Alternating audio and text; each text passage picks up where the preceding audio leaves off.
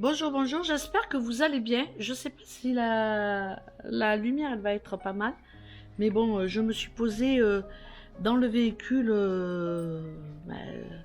qui est garé en fait juste devant, parce que je me suis dit que fallait que je profite un petit peu de l'air extérieur. Je suis pas sortie depuis maintenant un paquet de jours, et franchement ça me fait du bien. Donc je viens vous donner des nouvelles tout simplement, et puis vous dire un petit peu comment ça s'est passé depuis ma vidéo de samedi. En fait, je crois que je l'ai posté samedi dernier, je sais plus, je suis un peu déboussolée là. Donc je vais je vais bien, franchement, ça va. J'ai encore de l'infection. J'ai très très mal sur le côté de le conduit auditif. Donc voilà, j'ai perdu de l'audition. C'est le constat aujourd'hui que je peux faire au bout du 10e jour. J'ai perdu de l'audition, je le sens, parce que quand mon chéri parle, je lui fais répéter beaucoup plus encore que ce que je le faisais jusqu'à présent, et déjà c'était plutôt pas mal. Donc voilà, je vais vous raconter un petit peu ce qui s'est passé depuis. Donc comme vous le savez, hein, j'ai fait une première vidéo où je vous ai expliqué un petit peu mon ressenti au niveau des symptômes. Et dans la deuxième partie, je vais vous expliquer un petit peu. Là, c'était tombé sur les bronches. En fait, c'est tout le système ORL qui est touché.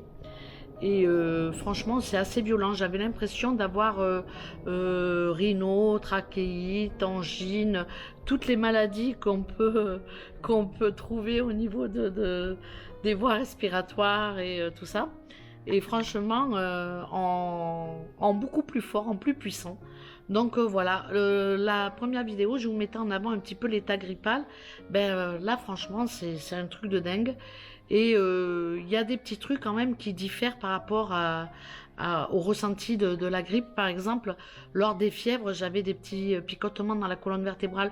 Pas des picotements comme des petites décharges électriques, mais surtout une très très forte fièvre pendant 36 heures. Et franchement, c'était coton, c'était vraiment très très fort. La phase d'après, en fait, ça tombe tout de suite sur les bronches. Donc de la toux, vraiment beaucoup de toux. Le nez qui coule, c'est ce que je vous avais expliqué. Et puis, je vous avais expliqué que j'avais une sensation d'avoir un cheveu en fait à l'intérieur de mon corps, et puis pas pouvoir l'attraper pour le sortir. Et quelques jours après ou le lendemain, j'avais l'impression d'être plâtrée dans la gorge, carrément, d'avoir quelque chose d'épais sur la paroi en fait. C'est une sensation, je sais pas si j'avais quelque chose d'épais ou pas, je peux pas savoir, mais en tout cas j'avais l'impression d'avoir comme de la pâte à fixe dans ma gorge. Je raclais, je sentais que c'était épais, il y a rien qui sortait. Franchement c'était très très très désagréable, mais bizarrement pas douloureux, alors que les jours d'avant où j'avais une toux différente, j'avais mal à la gorge et j'ai eu une extinction de voix. Donc j'ai trouvé ça quand même très particulier, parce que l'étape d'après, j'avais l'impression d'avoir de la pâte à fixe dans la gorge, mais la douleur, elle n'était pas vraiment plus violente. Donc ça, c'était vraiment désagréable. Et une nuit, je sais pas ce qui s'est passé, j'ai mon corps qui a transpiré beaucoup. J'ai pas eu une poussée de fièvre de fou, même si j'ai dû avoir de la fièvre. Et puis j'ai commencé à faire des grosses quintes de toux. Alors c'est des toux, je sais pas comment expliquer, c'est des toux où franchement, je toussais tellement, il y avait de l'air, je rotais en toussant, je rotais, franchement c'est particulier. Et puis j'ai réussi à éjecter un petit peu quelques glaires, et petit à petit comme ça, j'ai pas dormi, mais par contre j'ai évacué les glaires que j'avais dans la gorge. Donc le lendemain, j'ai senti ma gorge un peu plus dégagée. Et ça faisait plaisir, hein, parce que franchement, du coup, comme vous voyez, ma voix elle est quand même bien mieux, même si j'ai encore les sinus qui sont pris, et que j'ai encore une petite gêne au niveau de la gorge, mais ça va. Par contre, j'ai ressenti des brûlures au niveau de la gorge, comme ça, jusqu'au fond. dans l'estomac. Alors moi j'ai souvent des brûlures d'estomac, par exemple si je bois trop de jus de citron, ben, ça m'arrive d'avoir des brûlures d'estomac. Si je mange des tomates avec du vinaigre par exemple, j'ai des brûlures d'estomac. Donc je suis assez fragile de l'estomac, j'ai souvent des petites brûlures d'estomac. J'ai jamais fait vraiment d'analyse pour voir si j'avais un truc qui déconnait ou pas. Mais en tout cas, je sais que j'évite de manger trop de tomates ou trop de vinaigre.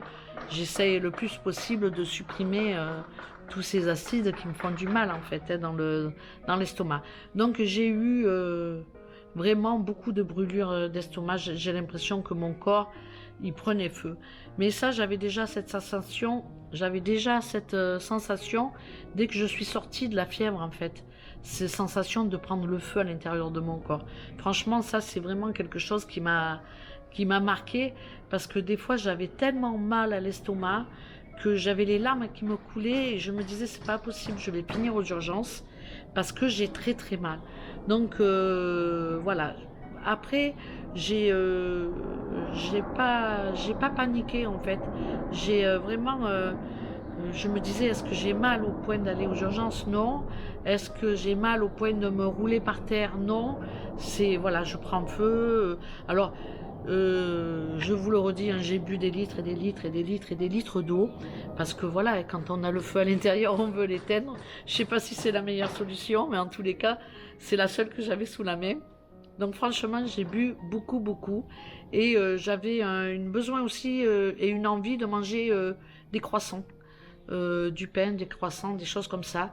Donc vous le savez, pour celles qui me suivent avec ma modification alimentaire, je mange plus trop de pain blanc, hein.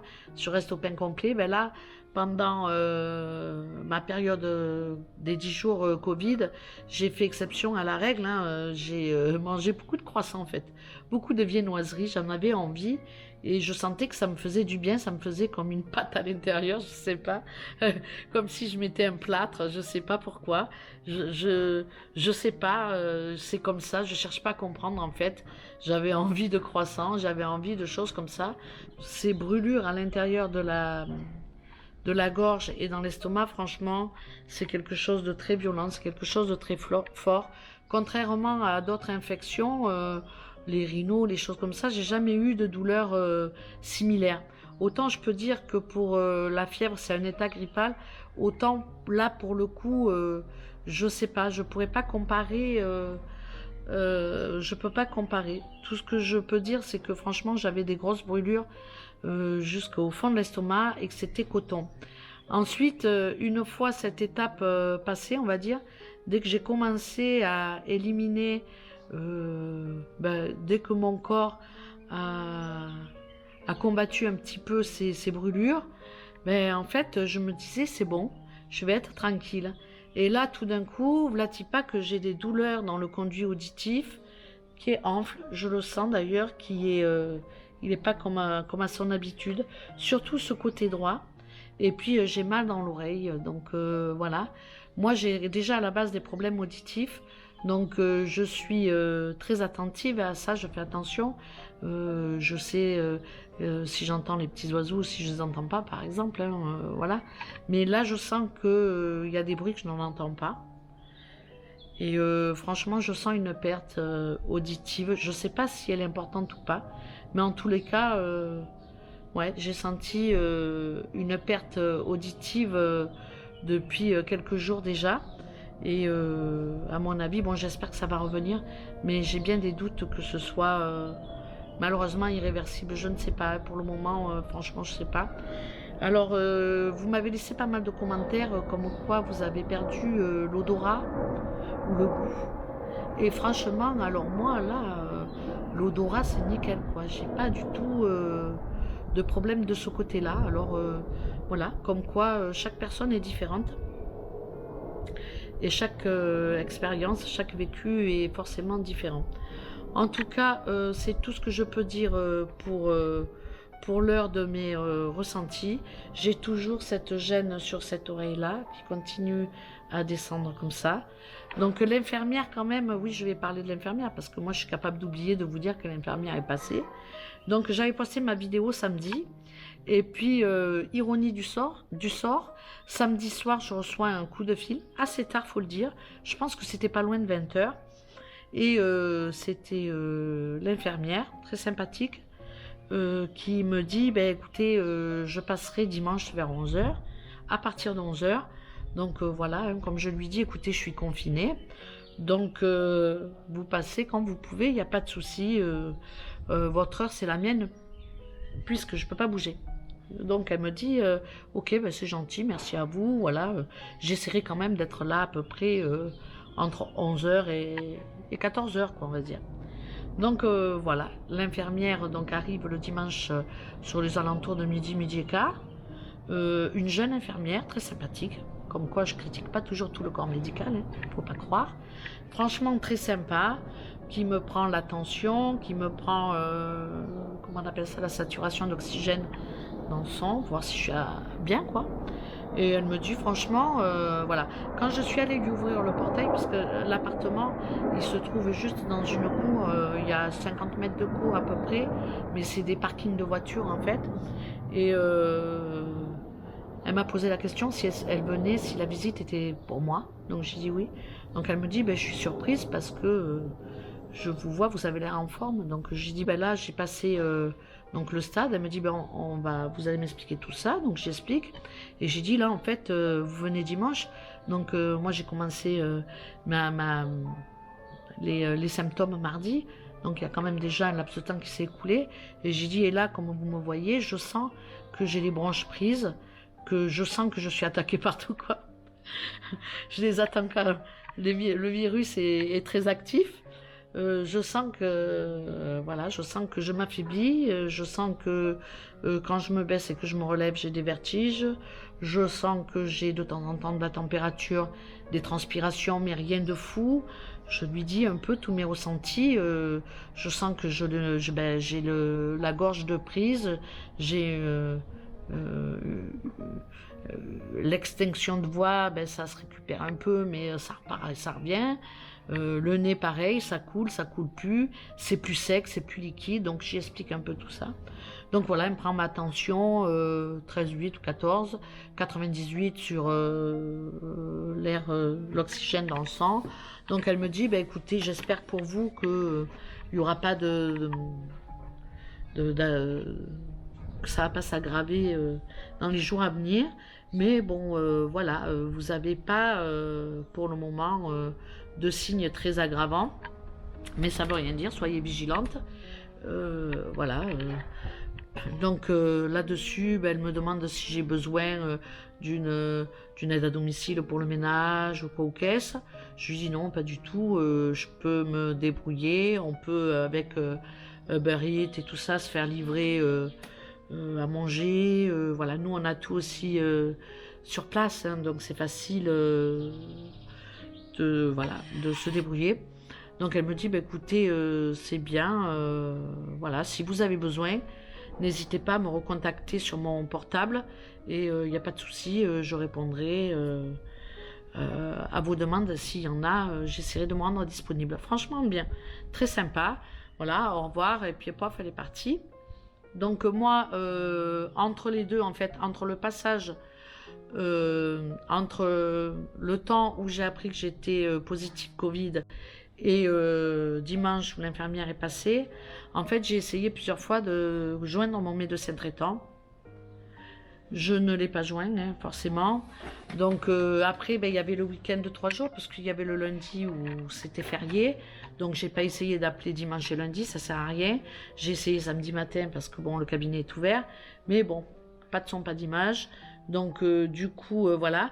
L'infirmière quand même m'avait bien spécifié que toutes les données qu'elle avait recueillies sur ma santé seraient transférées à mon médecin traitant. Donc voilà, hein, normalement, il a les données de l'infirmière, donc il sait que je suis contaminée par le Covid. Et donc mardi matin, ben, j'ai essayé d'appeler mon médecin. Mardi soir, j'ai essayé d'appeler mon médecin. Mercredi, j'ai essayé d'appeler mon médecin. Et jeudi matin, je me suis dit, je vais appeler l'infirmière. Donc voilà, bon ben, N'arrivant pas à joindre mon médecin traitant, je finis par appeler l'infirmière, puisqu'elle m'avait m'avait dit de le faire. Moi, je veux pas les déranger, je sais qu'elles sont débordées, et moi, je suis pas un cas d'urgence, on va dire. Donc, voilà, je préfère qu'elles utilisent leur temps à des gens qui ont des gros besoins. Moi, ça va, quoi. Et du coup, elle me répond et tout, et je lui dis voilà, je devais refaire un test donc à partir du 27. Je vais attendre demain parce que bon, voilà, j'aimerais un test avec pour savoir quel variant j'ai eu. Parce que du coup, je lui dis, j'ai essayé de rentrer en contact avec mon médecin traitant depuis déjà, hein, depuis plus d'une semaine, mais malheureusement, j'arrive pas à le joindre. Quand il est en consultation, il décroche pas, je peux comprendre ça. Bon, bref, je ne peux pas laisser un message. Et l'infirmière me répond que il y a énormément de cas comme ça. Ça m'a fait plaisir, hein, je suis pas la seule. Parce que des fois, je me dis, c'est pas possible, il n'y a que moi qui a un médecin comme ça, voilà, qui est pas présent, on va dire. On est d'accord que c'est quand même, voilà, il y a quand même,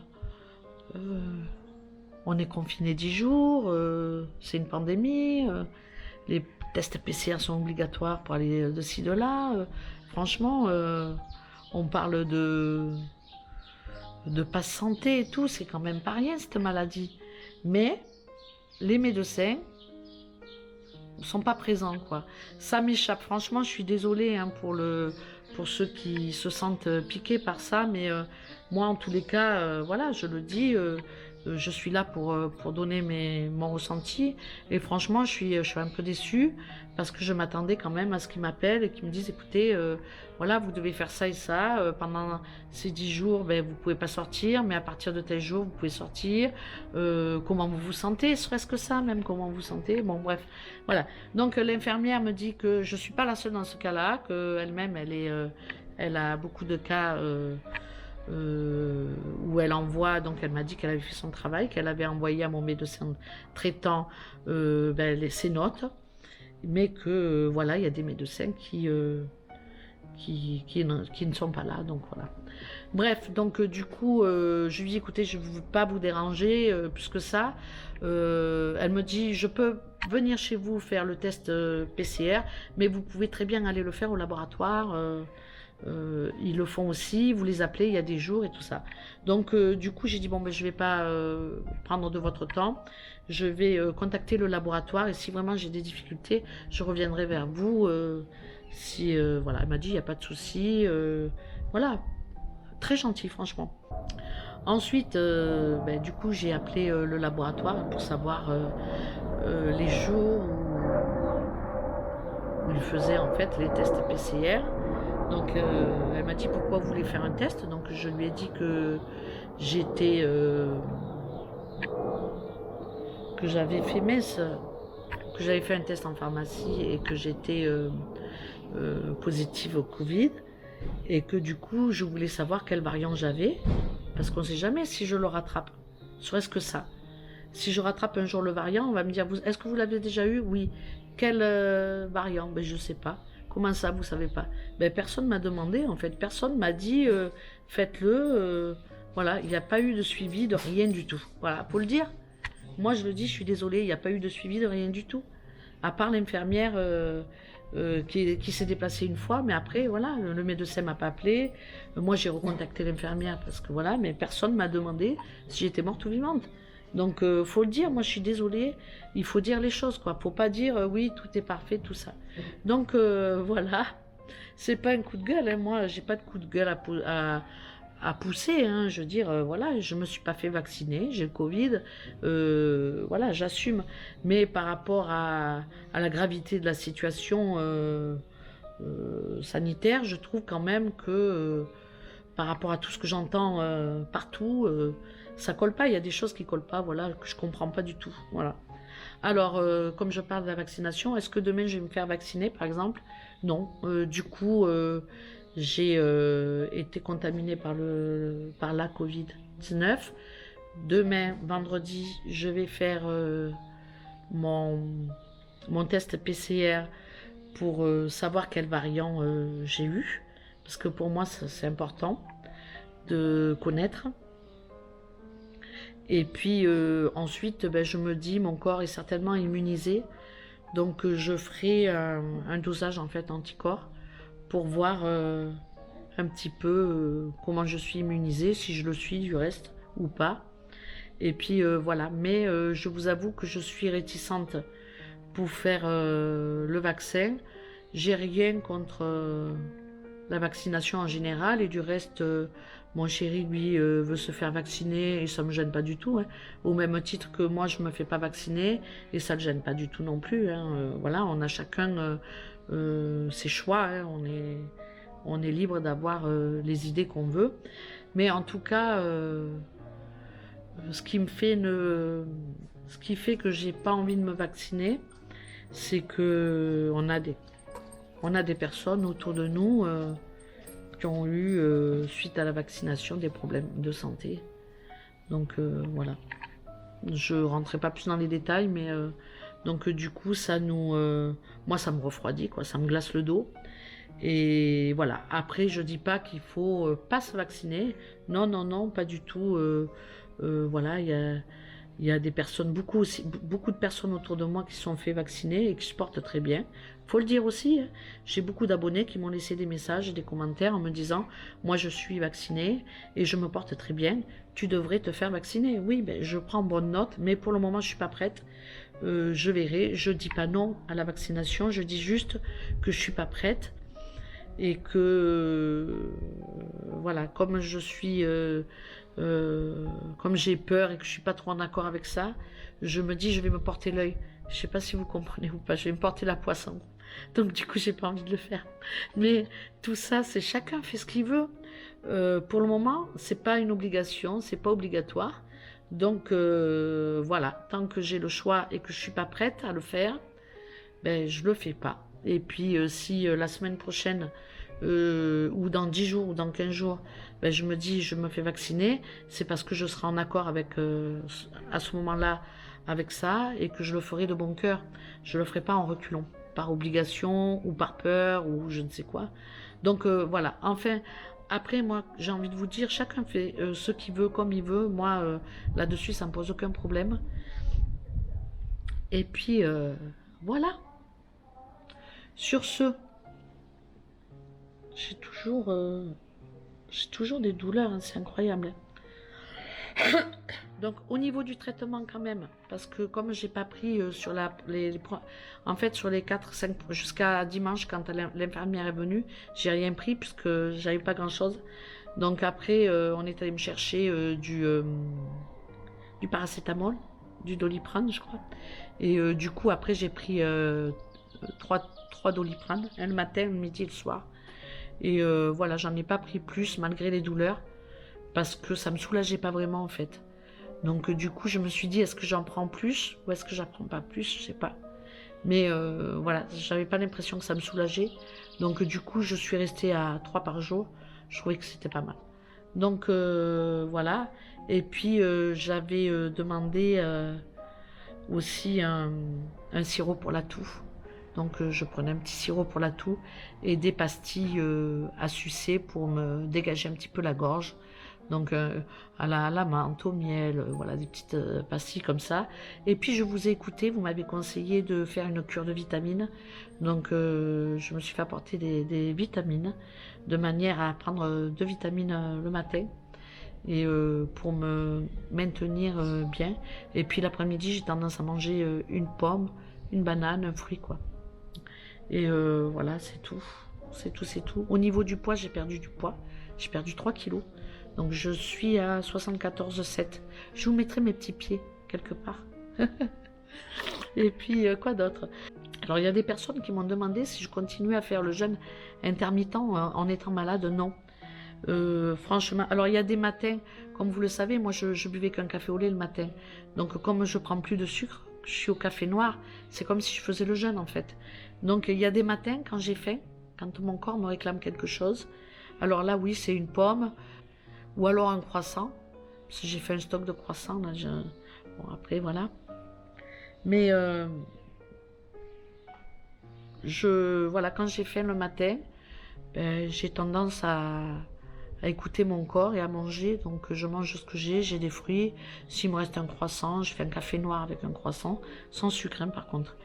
Et puis voilà, je ne fais pas de jeûne intermittent au vu que mon corps a besoin d'énergie, il a besoin de, voilà, ben, de combattre la maladie.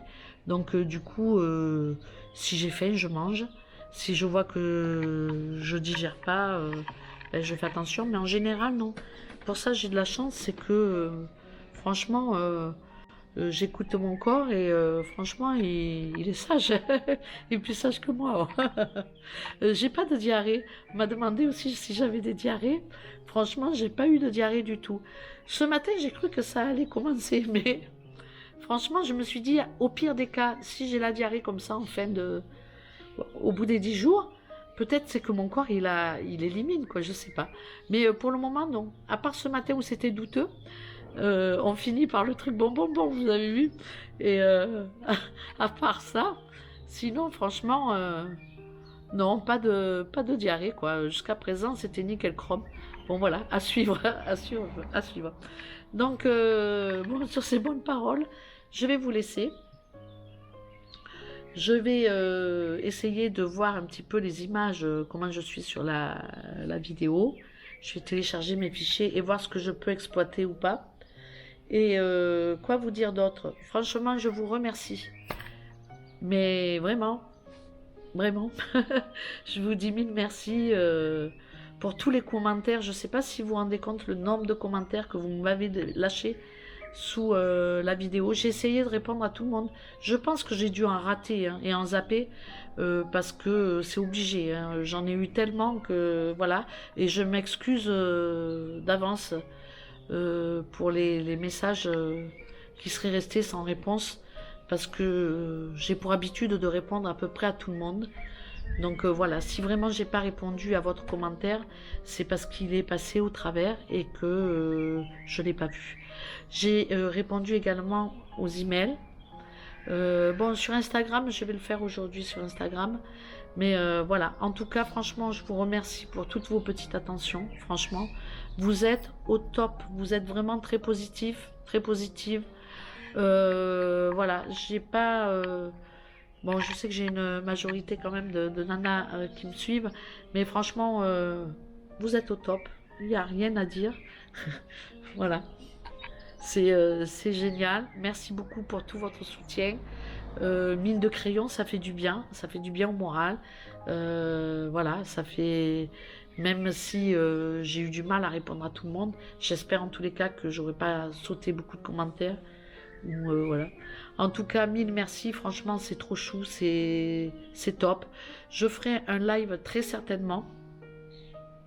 Je vous donne pas de jour parce que je vais faire en fonction, je vais faire à l'improviste comme ça, parce que je ferai pas des lives longs, je ferai des lives certainement plus courts, parce que c'est fatigant le live, c'est beaucoup d'énergie, et je préfère la garder pour le moment encore avec moi, j'en ai besoin, mais je vous ferai comme ça des petits lives d'un quart d'heure, parce que j'ai beaucoup de mal en fait à me filmer comme ça, quoi, dans un état un petit peu où je suis pas tout à fait moi, dans le sens où je suis pas remise à fond les ballons, quoi. Je suis pas vraiment en pleine forme. Alors, je vous parle et j'ai en même temps des douleurs comme ça sur le côté droit, donc forcément je suis pas joyeuse.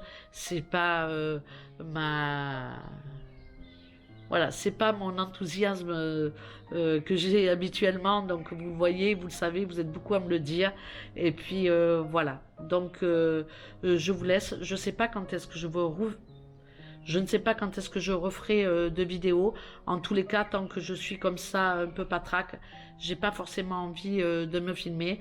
Mais par contre, je vous prendrai comme ça par petites périodes en live pour vous donner des nouvelles, parce que je trouve quand même que c'est bien de vous en donner, même si je réponds aux commentaires Messenger, etc., etc.